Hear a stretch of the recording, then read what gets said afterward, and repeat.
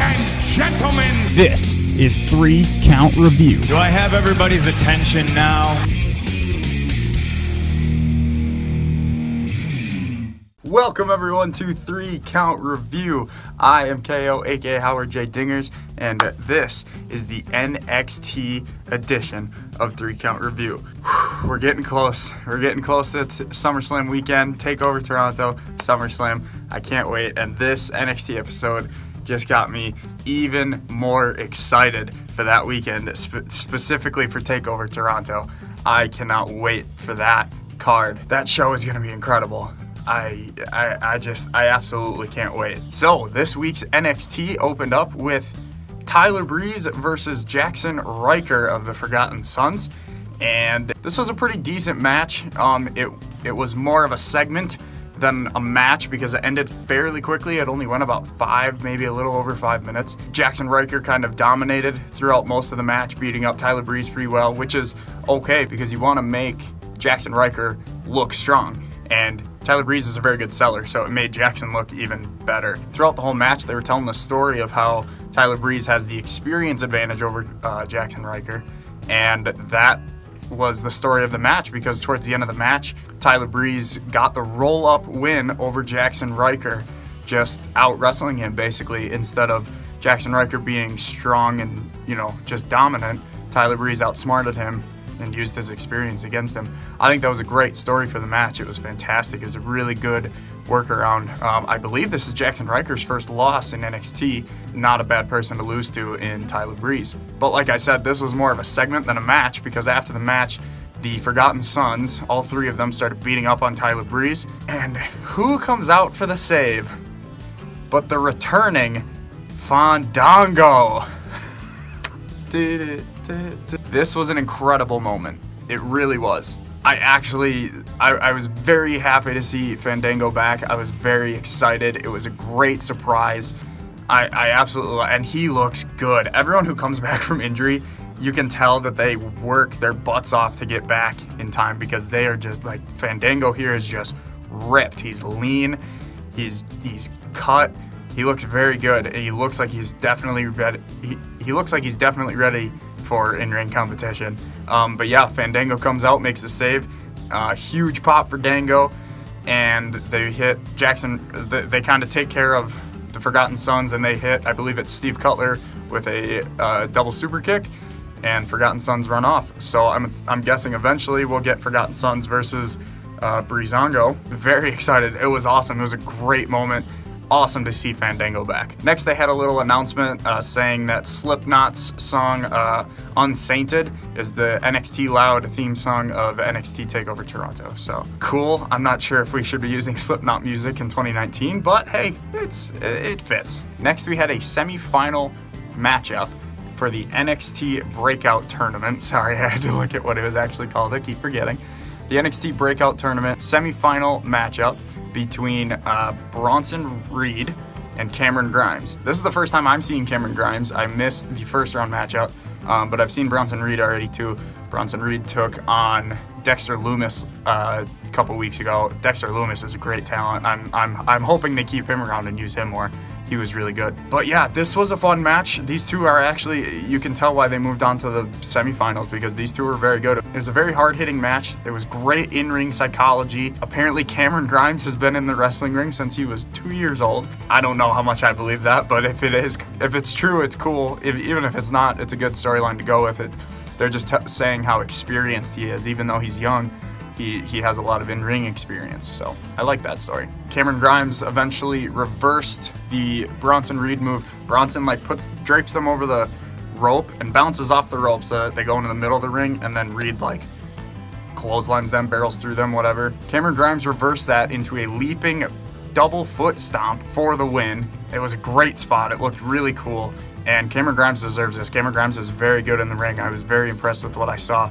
So looks like he's going on to the finals of the NXT Breakout Tournament. They announced that next week we're going to get a special look at the Adam Cole versus Johnny Gargano feud. I'm very excited for that match. This feud has been incredible. All the matches have been incredible, and I cannot wait for this. I think it's called the 3 Stages of Hell match.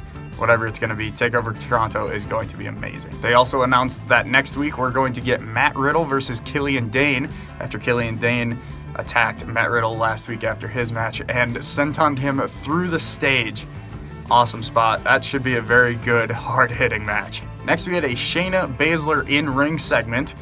She basically just calls out Mia Yim for attacking Jessamine Duke and Marina Shafir. Shayna just said, "This isn't the street.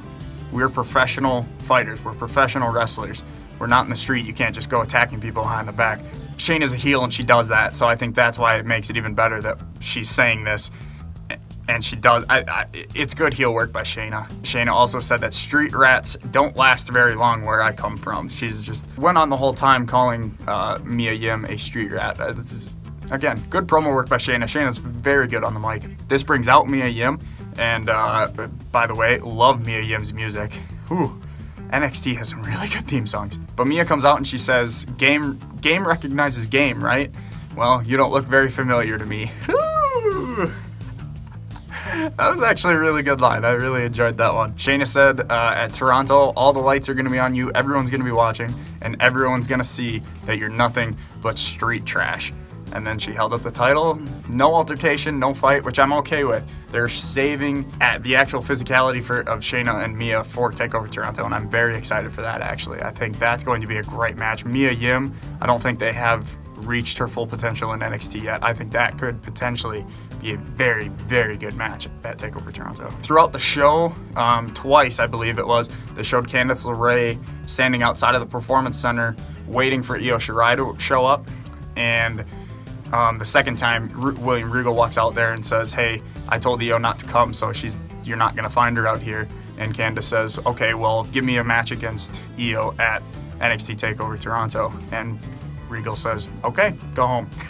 Candace versus Io, I think that could be a very good match. I'm very excited to finally see Candace LeRae get a high-quality match, a high-profile match at a TakeOver.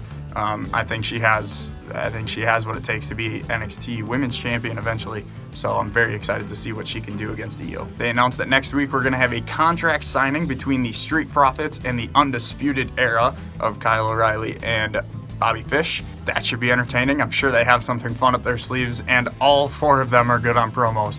So that should be a very fun segment next week. The main event of the show was Roderick Strong versus Pete Dunne, and my goodness, I have missed Pete Dunne. This match was so fun. Roderick Strong, obviously one of my favorites, and Pete Dunne was just incredible in this match. These two meshed so well in the ring. It bodes very well for the triple threat that's going to happen at TakeOver Toronto. It just an incredible match. It went 15-20 minutes, so I'm not going to go through a lot of spots, but at the end, Pete Dunne kicked out of a Tiger Bomb and then got in a triangle hold on Roderick, and then they kind of rolled over and he had a top mount on him, almost like an armbar, but then Pete snaps the fingers and then he holds it, and then Roderick just taps out. It was a really good ending to the match. And then after the match, we had Velveteen Dream come out and kind of like sneakily, it looked like he was about to hit Dunn with the title, but then Dunn noticed, looked around. Roderick kind of got up in the apron and said, "Hey, that's my title," but then Roderick ran away. But then Pete Dunne snapped Velveteen's fingers and hit Velveteen with the bitter end. Pete Dunne standing tall over Velveteen and Roderick Strong, making Pete look extremely strong going into TakeOver Toronto. That match is going to be incredible. Like I said, I cannot wait for NXT TakeOver Toronto. That whole card just looks absolutely amazing. I can't wait for every single one of those matches. It's going to be such a good show.